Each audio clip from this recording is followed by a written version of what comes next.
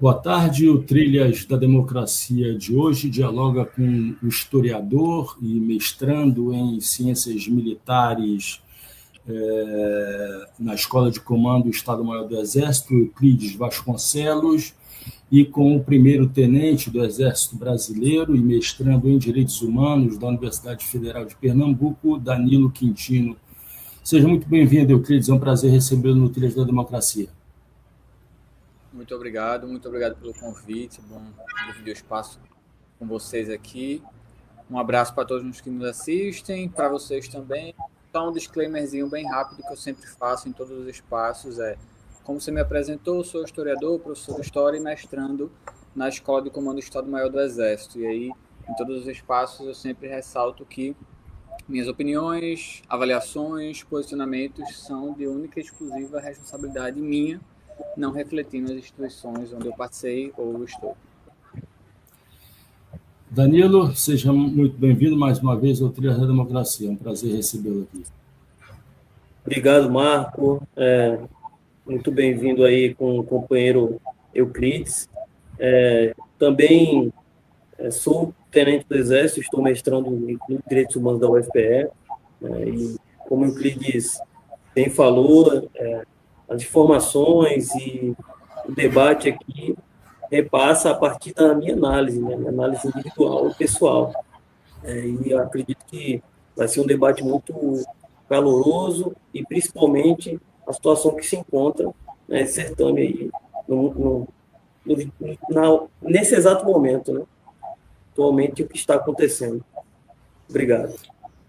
Bom, faltou dizer que o tema do programa de hoje é os senhores das guerras, no plural, tanto os agentes do mercado, do setor privado, como também os agentes estatais, e eu me recuso a usar o termo público para tratar daqueles que se encontram dentro de determinados poderes do Estado capitalista, né? Senhores das guerras que vêm lucrando tanto em termos econômicos quanto em termos de capital político, desde do genocídio contra o povo palestino na faixa de Gaza e agora contra a República Islâmica do Irã. Estou fazendo referência aqui aos Estados Unidos e a Israel. Eu começaria exatamente por esse ponto, né? E depois gostaria de ouvir o Danilo. Uma matéria da Bloomberg Linea, de 21 de março, dá conta de que a guerra contra o Irã gerou até o momento 28... Bom, até o dia 21 de março, quando a matéria foi publicada, gerou 28 bilhões de dólares ao setor de defesa, leia-se a indústria bélica, né? E também leia-se bilionários, 14 indivíduos e famílias que ampliaram suas fortunas, segundo o índice de bilionários da Bloomberg, entre os quais se encontram inclusos familiares do presidente dos Estados Unidos, Donald Trump. As despesas, isso no setor privado, então, né? No que diz respeito aos estados, né, as despesas militares dos Estados Unidos nos 6 primeiros dias de guerra chegaram a 11,3 bilhões de dólares, de acordo com o Pentágono, que solicitou mais 200 bilhões de dólares adicionais para financiar a guerra. Já o Estado de Israel aumentou os seus gastos militares em 46 bilhões de dólares, um aumento de 120% em relação aos gastos do ano de 2023. Bom, isso sem falar com um aumento de 60% das despesas militares no continente europeu desde o início da guerra na Ucrânia. Pois bem, Euclides, isso significa que a guerra é um grande negócio para o setor privado, leia-se os bilionários, né? Como também para determinados setores da política mundial e de determinados estados? Sem dúvida nenhuma. Eu acho que você sintetiza isso muito bem.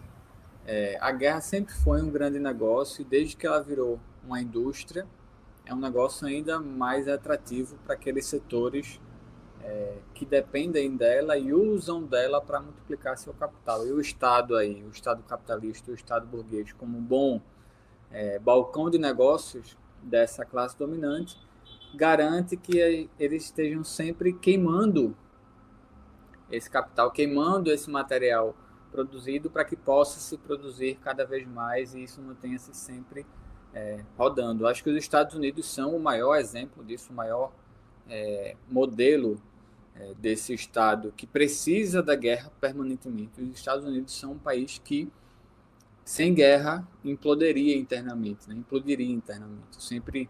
sempre brinco com o pessoal que os Estados Unidos, desde o fim da sua primeira guerra civil, ele vive sempre à beira de uma segunda guerra civil que nunca se efetiva, única e exclusivamente porque eles transferem para fora, eles canalizam para fora essa máquina de destruição, essa sanha por conflitos, por guerras.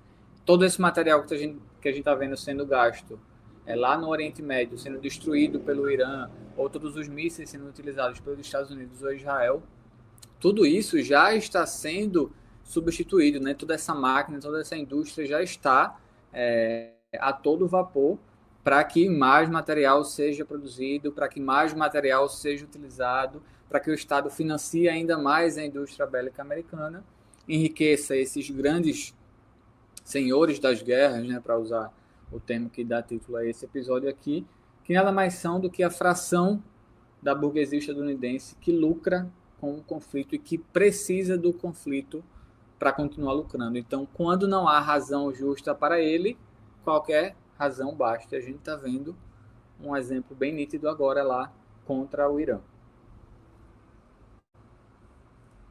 Danilo, por favor. Então, eu vou trazer um cenário também em relação à economia de guerra, né? A gente faz uma comparação simples, né? Eu trouxe aqui uma questão do míssil, o Tahad, né? Um míssil americano, ele custa 12 milhões de dólares, mais ou menos, né? Um míssil, né, dessa artilharia americana, sendo que os drones iranianos, que inclusive são exportados e estão também na frente Rússia e Ucrânia, eles custam entre 20 a 50 mil dólares. Então, a conta não fecha quando a gente coloca na questão da economia de guerra um míssil, ao qual não só é utilizado o míssil, em toda a estratégia e tática de movimento de ataque e defesa da artilharia, né, contra praticamente um valor de um carro popular, que são os valores dos drones iranianos, e drones muito bons, né? Outra questão também é a questão de reposição de estoque, né? Uma coisa que a gente brinca muito aqui no Exército, não o Exército brasileiro em si, né, mas a população sobre nosso Exército, que a gente não tem uma hora de munição, né, entre aspas, uma hora de bala para ir para a guerra. Só que isso é uma falácia, né? Nenhum país do mundo ele deixa empaiolado munição para dias, semanas, meses, anos de guerra, né? As que ficam empaioladas, elas têm uma validade em relação ao seu tipo de pólvora, né, o seu tipo tecnológico. Então, com isso, né, a reposição de estoque, após uma guerra de ampla escala, né, uma guerra convencional que já está sendo provavelmente travada, né, os Estados Unidos, basicamente, ele precisa de pacotes extras de mais de 50 bilhões de dólares, né, em relação à logística, para continuar na guerra, né? Então, assim, isso Danilo, vai fazer o quê? Danilo, dizendo de outra maneira, né, os armamentos têm prazo de validade, né, as munições têm prazo de validade e precisam ser utilizadas antes que esse prazo de validade vença. E, ao fazer isso, faz a máquina da lucratividade da indústria bélica se elevar muitíssimo, né? Assim, despencar, né? Os especialistas economistas nessa área aí, com certeza a gente vê a demonstração de mudança em relação à taxa cambial, em relação a questões econômicas dessas empresas que trabalham com tecnologia militar, com certeza deve ter visto um aumento muito grande em compra e venda de títulos, ações dessas empresas nas semanas anteriores, no começo da guerra e agora durante a guerra, né? Então, assim, tudo está ligado, né? Eu também trago uma estratégia que o exército iraniano está utilizando de baixo custo, que é utilizada há milênios, que é a guerra simétrica, né? Outra questão que a mídia hegemônica e todos trazem, né, vem trazendo, tentando incutir na sociedade ocidental, é que o Irã ele é o problema do mundo, a gente tem que acabar com ele, como sempre, né, colocando o problema em uma situação, né? Ontem eu vi até uma questão da Primeira Guerra do Golfo, quando os Estados Unidos invadiu o Iraque, e a Globo, na época, né, a mídia hegemônica mais assim atrativa ao Brasil, ela fez uma comparação com Nostradamus, né, mostrando que provavelmente Saddam Hussein era o quarto anticristo. E a mídia hoje em dia ela fala de outras linguagens, mas mostrando novamente que essa sociedade que é oriental, ela é esotérica, ela é algo assim diferente da nossa e não está certo porque eles não são uma democracia como a nossa. E voltando isso, comparando com a questão da guerra, os baixos custos em relação ao material militar iraniano é por conta do foco na indústria de base militar e a indústria de base do Irã. E um país que está há muito tempo tentando focar nas suas empresas, não só por conta de todo esse embargo militar, desse embargo econômico estadunidense, europeu, né? E assim, esse ataque do Irã contra bases americanas em volta do Oriente Médio, né? Bahrein, Kuwait, Catar, Oman, isso acontece por quê? Porque os Estados Unidos, pouca gente sabe disso também, né? Os Estados Unidos têm bases em vários locais do mundo. O pessoal não sabe disso. Comandos militares espalhados pelo mundo. O Brasil ele tem seus comandos militares do Norte, Nordeste, Sudeste, Centro-Oeste, Sul, né? Leste, que é o Rio de Janeiro, por exemplo, né? E o que acontece? Os Estados Unidos têm também comandos militares espalhados pelo mundo. Esses comandos militares geram logística, geram bilhões, né, trilhões agora aos cofres do Estado. Então, assim, o impacto é muito grande. E detrimento ao consumidor americano também, a população dentro dos Estados Unidos, que já estava se inflando para uma questão nacional, como eu até citou ano passado, né, e que ficou morno novamente por conta dessas questões diversas, né? Euclides, Danilo fez referência agora à mídia hegemônica. Qual é a tua avaliação sobre a cobertura feita por essa mídia? Eu não vou usar o termo mídia hegemônica, não, que é um espaço de disputa. Eu vou falar dessa mídia corporativa, que vou pegar como referência o Estado de São Paulo. Ninguém chora pelo Irã, ninguém chorará pelo Irã. Como é que você vem avaliando a cobertura midiática dessa guerra em particular? Se você quiser fazer uma analogia com o genocídio que foi feito na faixa de Gaza pelo Estado de Israel, fique à vontade. Por favor, Euclides. Marco, eu sempre falo que a mídia brasileira ela consegue ser mais pró-Israel do que a mídia americana e israelense. Claro, a mídia israelense é totalmente pró-Israel, mas você consegue encontrar em um ou outro veículo algumas visões extremamente críticas e informações que nos são úteis quando a gente quer entender aquela sociedade, entender ou acompanhar denúncias de crimes, por exemplo, vários dos escândalos que a gente viu e denúncias das operações em Gaza saíram em alguns veículos israelenses porque eles tinham contato com as fontes internas, soldados que denunciavam o que estavam acontecendo e por aí vai. Nada disso chega até nós por meio da grande mídia corporativa, hegemônica ou a velha mídia burguesa, para usar um termo mais antigo, né?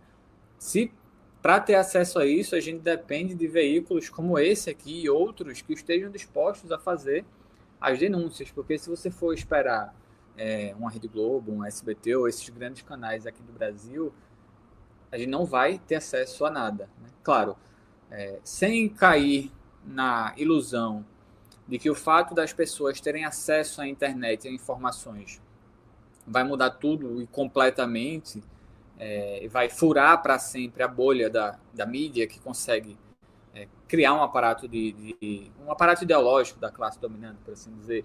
Mas o fato de muitas pessoas terem acesso à internet, ter acesso a informações de fora, tem furado um pouco essa bolha, sim. Antes da atual ofensiva de Israel contra o povo palestino, porque esse episódio não deixa de ser uma parte dessa ofensiva, embora não esteja agora voltado especificamente para Gaza, por exemplo, mas estão voltados com toda a sanha para a Cisjordânia, por exemplo, os colonos israelenses avançando cada vez mais sobre o que resta de território palestino naquela região, mas tudo isso que tem acontecido de 2023 para cá criou uma geração, Marco e Danilo, que fala muito mais da causa palestina, entende muito mais a causa palestina e é muito mais simpático à causa palestina do que era quando eu comecei a militar de maneira organizada. Me organizei ali, me interessei pelo assunto ali perto de 2015, por exemplo, e até 2023 o tema da causa palestina tinha virado tema de pesquisa acadêmica. E no máximo de militantes mais antigos que ainda agitavam a bandeira da solidariedade palestina.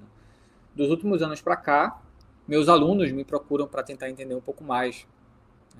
Ex-alunos que eu acompanho em redes sociais estão lá compartilhando coisas, sendo críticos a Israel, sendo solidários ao povo palestino, querendo entender. Meus pais, por exemplo, eventualmente me procuram para perguntar alguma coisa e bater um papo sobre esse tema. Estão vendo a forma como as coisas aparecem nos jornais, mas estão vendo também nas redes sociais dele, por meio do pessoal que ele segue, da mídia alternativa que ele acompanha, as coisas que não passam lá, né? Então, hoje a gente está melhor munido de formas de ter acesso ao que acontece de fato, embora todo o poder dessa mídia corporativa, muito ligada também ao Estado e recebendo recursos públicos de todos os governos que por aí passam, tentam nos passar. Mas é isso, eu acho que o que sintetiza a posição da mídia hegemônica brasileira, da mídia corporativa, da mídia burguesa, é o fato de que eles são mais pró-Israel do que a própria mídia dos Estados Unidos, por exemplo. Se você pega algumas coisas que a gente conseguiu acompanhar, algumas matérias que a gente vê em alguns portais que saem lá fora, nada disso chega a esses grandes veículos, né? E para o azar deles, a gente hoje tem outras formas que estão cada vez mais amplas e alcançando cada vez mais gente, para a gente conseguir denunciar e mostrar o que de fato está acontecendo, e isso tem dado resultados. Para concluir aqui, quando a gente pega as pesquisas de popularidade dentro dos Estados Unidos ou pesquisas sobre determinados temas, a gente vê que hoje as gerações mais jovens dos Estados Unidos, lá no coração do Império, são críticas a Israel de forma que nenhuma das gerações anteriores eram. São mais solidários à causa palestina de maneira que nenhuma das gerações anteriores eram. Isso vai gerar frutos. Tem frutos de curto prazo, mas frutos de médio prazo e de longo prazo também, especialmente se a gente pensar em termos de formação de quadros, de elaboração, de gestação de uma geração de pessoas que se incomodam com o papel dos Estados Unidos no mundo e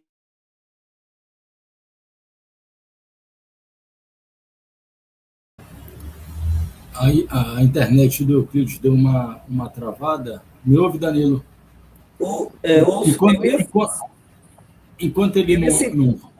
Enquanto ele não volta, Danilo, eu gostaria de lembrar que algumas semanas atrás nós recebemos no Trilhas da Democracia um ex-dirigente, porque ele se encontra hoje em São Paulo. Euclides, só vou fazer um comentário porque a tua internet tinha caído, vou repetir agora com a tua presença. Há poucas semanas atrás, nós recebemos aqui no Trilhas da Democracia um ex-membro do Comitê Central do Partido Comunista de Israel, Yoav Goldrin, que hoje reside em São Paulo, mas há 3 dias antes da eclosão da guerra contra o Irã, se encontrava em Tel Aviv.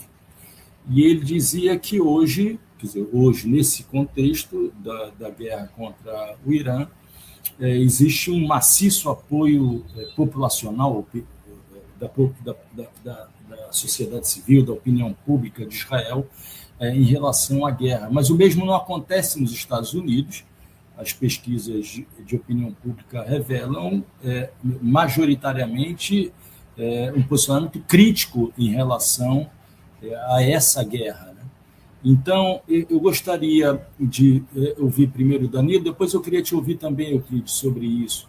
Mas, Danilo, já que a gente começou a falar de Israel, você fez um estudo, né, sobre a presença do complexo militar tecnológico de Israel na realidade brasileira, seja nas Forças Armadas, seja no plano da segurança pública, que é responsabilidade dos estados. Você tem informações muito precisas sobre a presença desse complexo militar tecnológico no Brasil. Eu pediria para que você compartilhasse com a nossa audiência essas informações, mas antes eu gostaria de ler um pequeno trecho do teu texto, em que você diz o seguinte: você fala da dialética do combate proven, né? E você diz, literalmente, abro aspas, cientificamente, a eficácia destas ferramentas é validada através do seu uso direto contra populações civis em cenários de ocupação assimétrica, Gaza e Líbano. Ao importar estas tecnologias, o Estado brasileiro valida e financia um complexo industrial militar que utiliza civis como laboratório de testes, fecha aspas, dizendo de maneira direta: existe uma valorização daquilo que é produzido em Israel no campo bélico, porque é testado contra a população civil no território brasileiro. Quando eu falo população civil, eu estou pensando nas nossas periferias, eu estou pensando na população jovem, negra, que habita as nossas favelas. Eu queria que você, então, Danilo, compartilhasse com a nossa audiência essas informações, por favor. Então, antes disso, eu só rememorar uma questão, né, da fala de Euclides. Até o próprio movimento MAGA, que é de extrema-direita, né, América Great Again, né, é contra essa valorização das guerras a favor de Israel, né? Todo o valor gasto, todas essas questões, né? Então, assim, é engraçado até, né? Então, entrando nessa questão, né, qualquer um pode fazer essa pesquisa.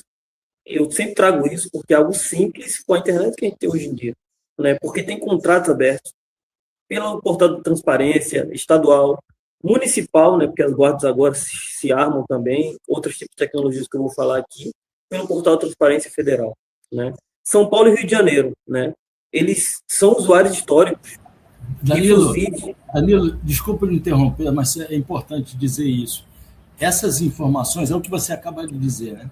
Essas informações não são resultado do serviço secreto, não. Todas essas informações que você traz são informações de natureza pública. Isso é importante dizer, porque você faz parte do Exército Brasileiro. Por favor.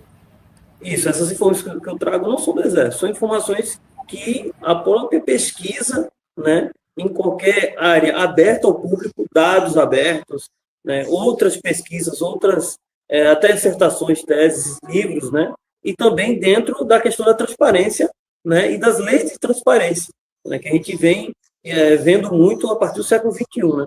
Então, assim, São Paulo e Rio, por exemplo, vamos trazer os estados, os maiores estados brasileiros, né, fuzis históricos utilizados há muito tempo, né, das seguintes empresas, né, a UI, que é IWI, Arad, a Tavor e a Galil, né.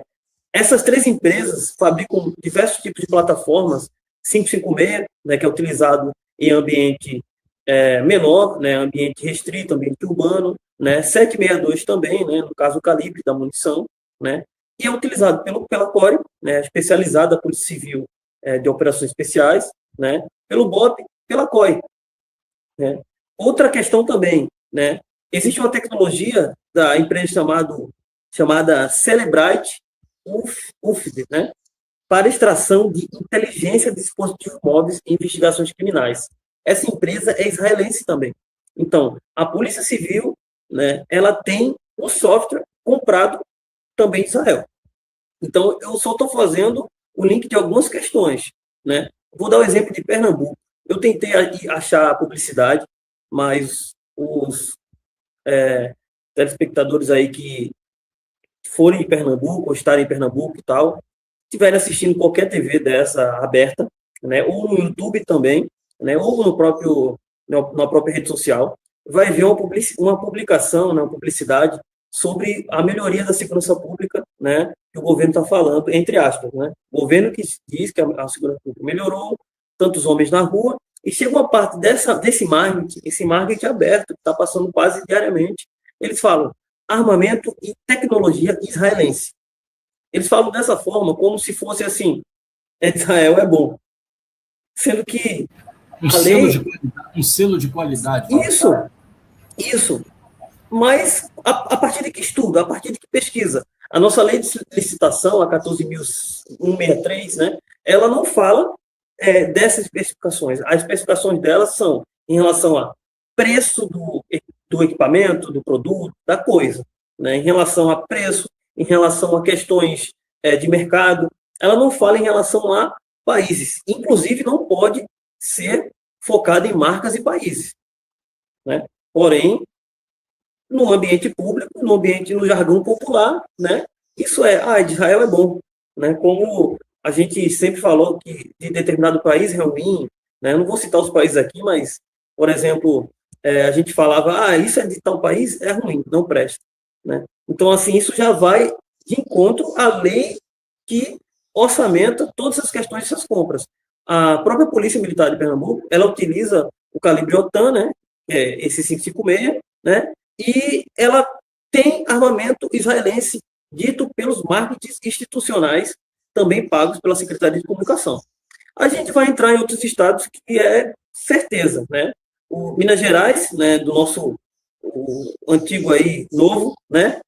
Contratos milionários também com o IARAD, né? Santa Catarina, 145 unidades da Polícia Militar, todo armamento de precisão é israelense.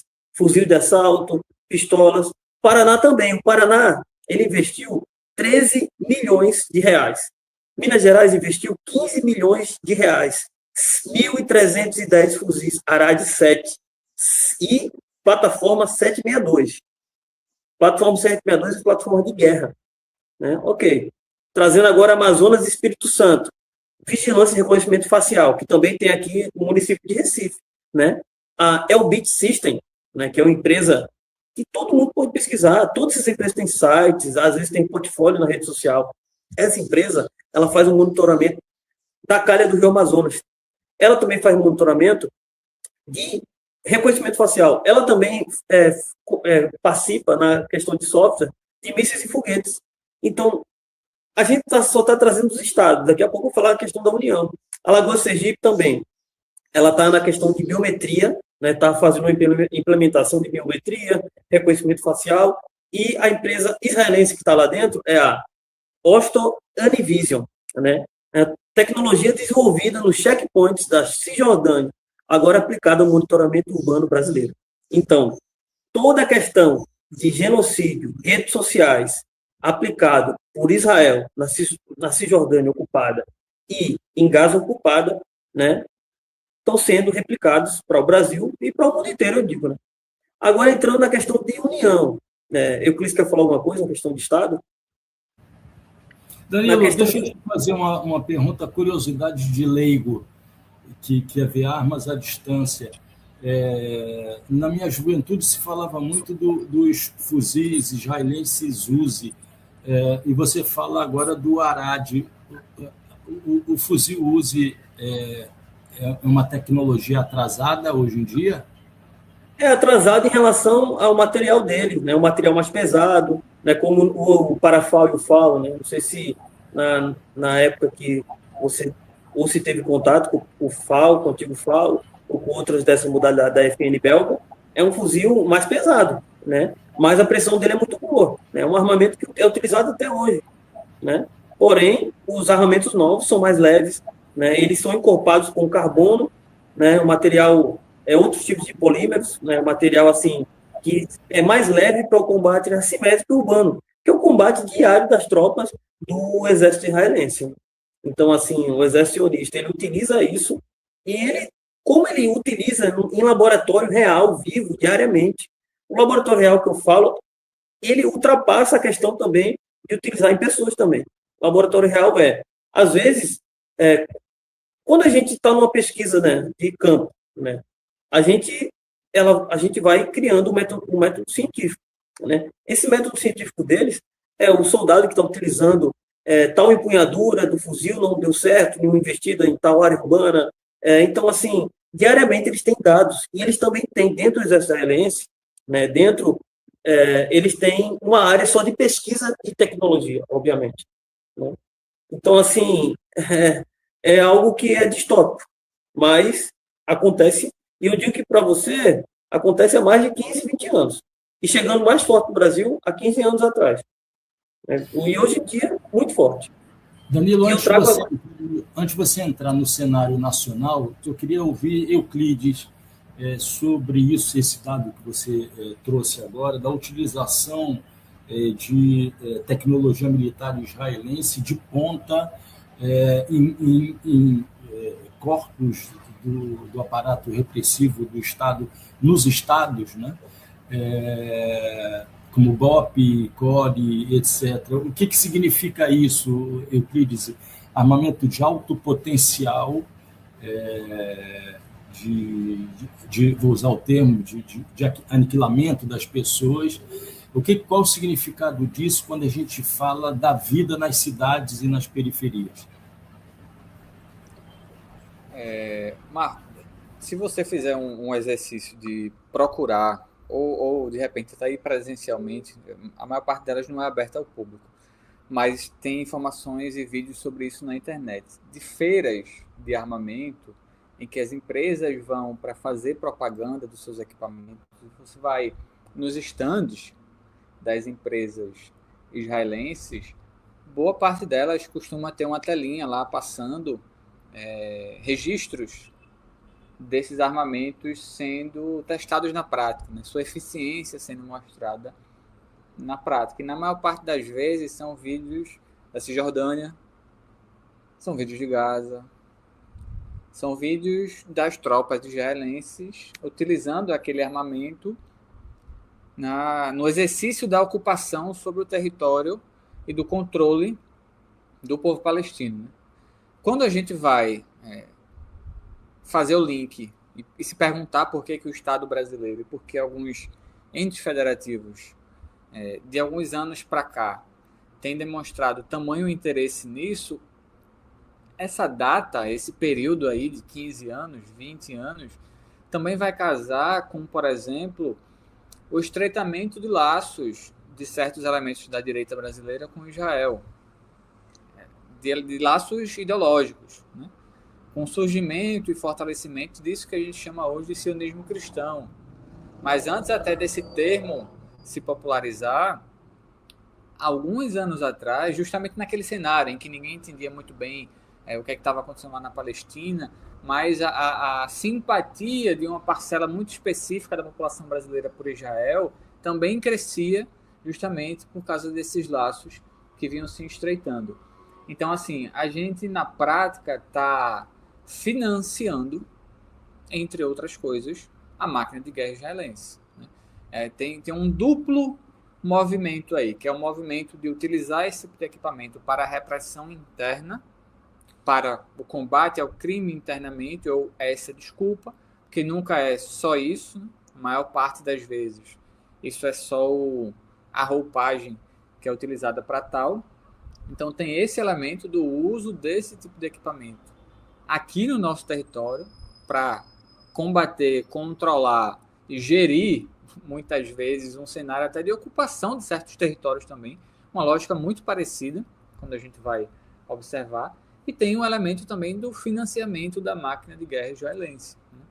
Essa exportação de equipamentos é uma política de Estado por parte de Israel, embora nem sempre as empresas sejam estatais, mas é muito importante para eles garantir que esse equipamento seja vendido, replicado e utilizado mundo afora, como forma de se financiar também, porque quando a gente olha para Israel, é um país muito pequeno, com uma população muito pequena, então certos setores da sua indústria têm um peso nacional e um peso econômico importante. É o caso da indústria bélica, por exemplo. E esse elemento que Danilo começou a mencionar aí, que é o da compra e da contratação de certos softwares e serviços de Israel, talvez seja até mais perigoso do que a compra de outros equipamentos. Porque se você contrata o serviço de um software israelense para garantir a vigilância ou mapeamento de determinada região, quem é que controla os dados desse software? A resposta é óbvia, é Israel. Então, assim, é um pouco assustador quando a gente começa a destrinchar isso e observar que, por exemplo, não sei se vocês lembram, lá na Guerra dos 12 Dias, alguns meses atrás, quando a guerra estourou, tinha uma caravana brasileira lá de várias figuras do primeiro plano da política nacional. Se eu não me engano, o Zema estava lá. Não tenho certeza, não sei se estou viajando. Mas tinha uma série de pessoas que estavam lá justamente nesse intercâmbio permanente que eles fazem já há bastante tempo entre figuras da política nacional de diversos países, mas dando uma atenção especial também ao caso brasileiro, graças ao peso que o Brasil tem na América do Sul. E a América do Sul tem e eu vou encerrar com isso, a América do Sul ela tem uma importância especial para Israel, não é de hoje, para o sionismo não é de hoje. Basta a gente lembrar que lá atrás, antes da fundação do Estado de Israel, um dos primeiros, não vou dizer que é o primeiro, que eu não tenho certeza, um dos primeiros congressos sionistas, quando vai debater qual é o melhor território para criar o Estado de Israel, eles ficam entre dois lugares. A Terra Prometida, lá na Palestina, ou na Argentina. Um dos primeiros congressos sionistas debatem se o Estado de Israel não tinha que ser criado de repente aqui do nosso lado. Danilo, e as Forças Armadas? Importante análise sobre essa questão da criação do Estado de Israel, né?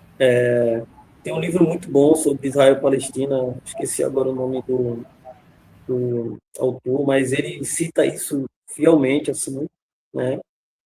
E voltando aqui, né, para a gente não me alongar muito, a gente começa focando ali em contratação, que em relação ao mecanismo, que nem eu vou voltar em relação ao Estado só para falar uma coisa. O debate aqui não é que o material é bom e que a gente quer que as polícias utilizem material ruim e tal. O debate aqui é por que o Estado de Israel, o material é do Estado de Israel.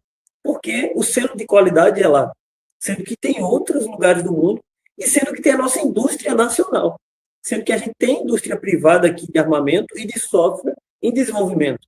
E a gente poderia criar, né?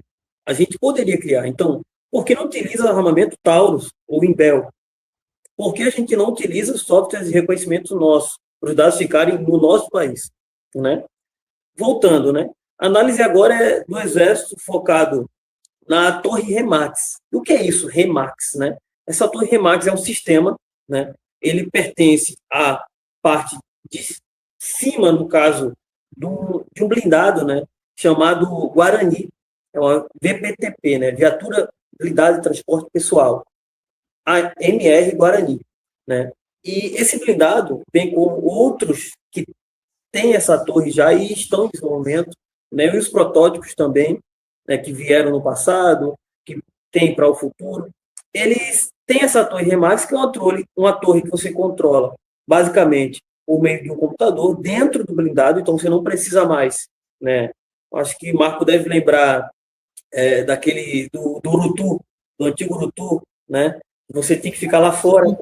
Você está falando de tanques de guerra, é isso? Isso, mas de blindados, isso mesmo. Blindados, ao qual a infantaria e a cavalaria utilizam, né? E a engenharia também. Então, o que acontece? A gente, antigamente, no Urutu e outros tipos de blindado, a gente teria que colocar uma pessoa dentro e manuseando o armamento. 50, 762. Ok. Agora, com essa Remax, que já está há muito tempo sendo utilizada, é uma torre muito boa, tecnologia muito boa, mas é de Israel. E por que veio de Israel? Porque os dados não foram abertos, porque não existe tanta transparência em relação à licitação, compra e pesquisa, né?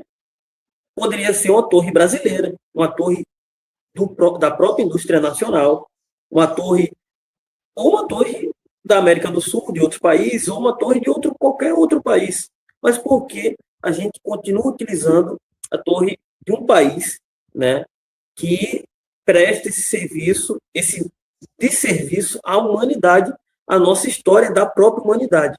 Então, todos esses dados que eu estou falando, novamente citando, são dados abertos e mostra para a população que não consegue fazer assimilação que nós temos dedo em todas as questões que acontecem no Oriente Médio. Somos, sim, um país que tem muita questão com essas questões do Oriente Médio. E essa torre Remax, né, ela pertence a que empresa? A AEL Systems. AEL Systems, né, sistemas. Ela é subsidiária da Elbit Systems. Então, a própria Elbit, grande conglomerado de empresas, privada, né, mas que tem contratos com o exército sionista, ela também produz essa torre. Então, a gente já vê os tentáculos cada vez mais aparecendo. Aí eu vou citar outras questões também, né? A Elbit Systems, ela também fabrica o Atmos 2000. O que é o Atmos 2000? Ele é um obuseiro, né, autopropulsado 155 milímetros. Então, assim, é uma arma de artilharia convencional, certo? Sobre rodas de alta precisão e mobilidade. Então, ele atira e consegue se mover no terreno. O custo desse contrato é R$ 1 milhão a unidade. Custo base, né? Sem detrimento de logística, manutenção. Importante que, na Remax, a manutenção ficou na mão da própria empresa. Então, assim, a gente não ganhou a questão da manutenção. Eles não vieram aqui explicar como se manteria. Eles vieram, tinham estágios, cursos, etc. Mas a gente não ficou com um aparato de tecnologia para fazer uma engenharia reversa. Então, outra coisa importante também. Para dizer, fazer uma comparação, quem faz a revisão da quilometragem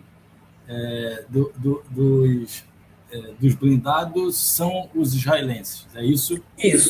Isso. No caso da torre, o blindado ele é Iveco, brasileiro, né, italiano, né? Mas a torre, que assim, o blindado, ele sem a torre, ele é um blindado, ele é resistente a muitos tipos de armamento, etc. Mas ele não tem seu potencial de tiro. É um blindado de viatura de transporte pessoal. Ele transporta grupos de combate, no caso, grupos de combate, né, dentro da infantaria e da cavalaria, né? E sem a torre, como é que ele ia atirar? Beleza, voltando. Existe o míssil Spike LR, de outra empresa também, o quê? Israelense, Rafael Advanced Defense. Essa empresa, ela fabrica esse míssil, que é uma arma anticarro, né, que é atirar e correr, né, fire and forget, né, e é de quarta geração. No caso, a gente já está no amplo aspecto de uma guerra de quarta, quinta geração, guerra mais tecnológica, né. O alcance dele é de 4 quilômetros. O valor dele, 19 milhões a unidade. A gente não compra só uma. E também a questão de todo o desenvolvimento do sistema de comunicação e gerenciamento no combate, né? O sistema de rádio gerenciamento Cobra, né, que está dentro do projeto Cobra, né, combatente brasileiro, né, ele faz parte do quê? Também da Elbit Systems, né? E o sistema todo o sistema que pertence ao CISFRON, ele também tem tecnologia da Elbit Systems, né? E a gente... Eu acho que tu já deu um panorama da nossa dependência em relação ao complexo militar tecnológico israelense. Ainda faltou a aeronáutica e marinha, porém tem muito mais questões nas duas, que são também israelenses. E a maioria dessa empresa, quem quiser pesquisar, é o Elbit Systems. Só que nesses 15 minutos finais do programa, eu queria voltar a sair do autodesenvolvimento tecnológico bélico e retornar para as guerras convencionais, né? E para a possibilidade de nós estarmos à beira de uma guerra convencional a partir do deslocamento da 82ª Divisão Aerotransportada do Exército dos Estados Unidos para o Oriente Médio. Euclides, isso é um sinal de que os Estados Unidos tentarão invadir o território do Irã, seja atuando no Estreito de Hormuz, seja ocupando, invadindo, na verdade a melhor palavra é invadir, né, a ilha de Karg e até mesmo chegando até Teherã. Quais são as tuas análises sobre esse deslocamento? Há poucos dias, eu não me lembro quem disse isso, né, de que quando se está com a bainha, né, não é isso, Danilo? Qual é o nome onde se tira a espada? Né?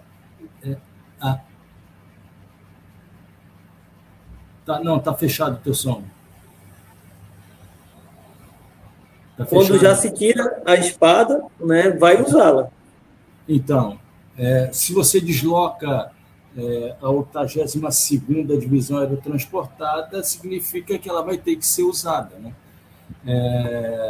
Quais são as tuas expectativas, as tuas perspectivas, os cenários possíveis a partir desse deslocamento? Por favor.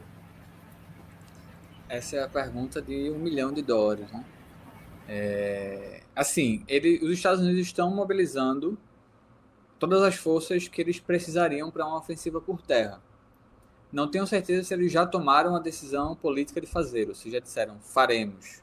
Mas estão preparando o cenário para, uma vez a decisão tomada, eles não precisarem esperar uma semana, 15 dias, para mobilizar seus efetivos. Essas possibilidades várias me abrem muitas dúvidas. A primeira delas é essa possível invasão da ilha de Karg, que fica, enfim, do lado da costa iraniana, me parece muito a tentativa de um banho de sangue nas próprias tropas de maneira proposital. Por que eu falo isso? Você vai concentrar tropas numa ilha pequena, muito próxima da costa iraniana, e vai transformar aquilo ali num alvo prioritário para o Irã fazer chover mísseis ali dia e noite. Ao mesmo tempo, a mobilização... Trump tentou, por muito tempo, apoio dos seus aliados na OTAN, né? Inicialmente resistiram, agora aparece que, enfim, deram indicativos ou disseram que ajudariam nos esforços. Não sei ainda que ajuda essa que farão, se oferecerão tropas para uma operação terrestre, se mobilizarão embarcações para tentar abrir esse estreito à força, embora essa abertura à força também seja muito mais um golpe de retórica do que qualquer outra coisa, que você colocar suas embarcações ali naquele estreito para fazer, por exemplo, escolta de navios comerciais, é colocar suas embarcações na mira do Irã também. Eu sou da opinião pessoal de que sim, os Estados Unidos farão alguma operação terrestre no Irã.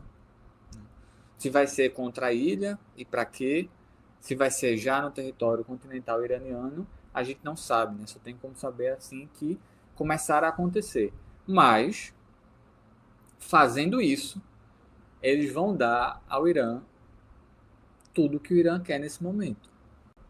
Que é a oportunidade de prender os Estados Unidos em solo, por mais que seja e será custoso ao Irã, como já está sendo, não tem sido um passeio no parque, o Irã tem sofrido muita destruição, mas tem provado também que é capaz de impor destruição igual aos aliados dos Estados Unidos no entorno e, quiçá, os próprios Estados Unidos, porque tem algumas informações meio, enfim, pouco esclarecidas em relação, por exemplo, aos porta-aviões, que mais de uma vez tiveram que sair de perto de lá, né? Teve aquele primeiro incêndio que bastante gente falou sobre a possibilidade de um motim, mas isso foi abafado, ninguém sabe se de fato aconteceu. Ontem saiu eu acho que no Washington Post, eu até compartilhei essa notícia, não lembro qual foi o jornal, de que o Irã tinha atacado o Abraham Lincoln, o porta-aviões, com mísseis antinavio, mísseis anticruzeiro, primeira vez, inclusive, que os mísseis estão sendo usados nesses conflitos.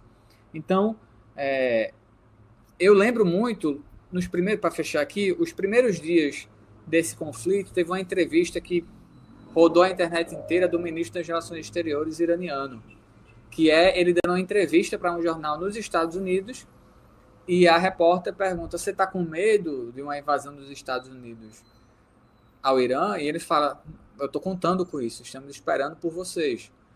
De fato, eu não tenho dúvida nenhuma de que o Irã já deve estar muito bem preparado e se preparando ainda mais para transformar uma operação terrestre dos Estados Unidos no país num pântano, um atoleiro. Uma coisa que sabemos nós lá se vai se aproximar, por exemplo, do grande fantasma e o grande medo dos Estados Unidos, que é a Guerra do Vietnã, o que aconteceu por lá. Isso é sempre rememorado, né? Então, eu particularmente acho que sim, vai haver uma operação terrestre em algum momento, a menos que, pela via política e diplomática, consiga-se alguma negociação para abrir o estreito. Não parece que está sendo esse o caso até agora. Então, vamos acompanhar isso nos próximos dias e semanas para ver para onde vai esse conflito. Mas uma coisa já é certa, o Irã tem demonstrado que nem os Estados Unidos nem Israel são intocáveis, como muita gente achava que era. Danilo, quais são os eventuais custos de uma ação desse porte de guerra convencional? Antes disso, eu vou relembrar a última vez que a 82 saltou de forma emassada numa estratégia de abertura de brecha. Militarmente, a gente chama esse momento que uma divisão, uma brigada aerotransportada é utilizada em guerra como abertura de brecha. Eles são como se fossem bombeiros, assim, eles vão lá apagar o fogo para que a massa venha. Então, o que acontece? A última vez que a 82 foi utilizada com a 75 Ranger na Operação Just Cause em 89 para tomar o Panamá, né? Então, assim, tomar politicamente, socialmente.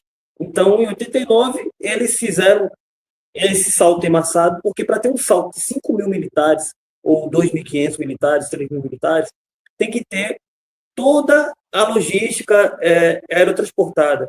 No caso, equipamentos, a dobragem de paraquedas, uma logística absurda. Então, assim, eu acredito que os custos são muito grandes para eles tirarem o pessoal lá, eu acredito que seja Carolina do Norte, o forte da 82, até o Oriente Médio. E os custos grandes só seriam envolvidos para duas hipóteses. A primeira, o que o Cris falou, né? Para ter um banho de sangue mesmo, e toda a mídia, e toda a sociedade norte-americana e da OTAN ficasse a favor dos Estados Unidos e investisse nessa guerra de loucura, né, sionista do Trump, né? E a segunda hipótese, custo, é porque eles vão invadir a ilha Carg, né? Assim, existe uma alta demanda para essa invasão lá. Porque essa invasão lá, do ponto de vista militar e dos grandes especialistas americanos, seria algo que ia fazer o governo iraniano ficar à mercê do governo americano.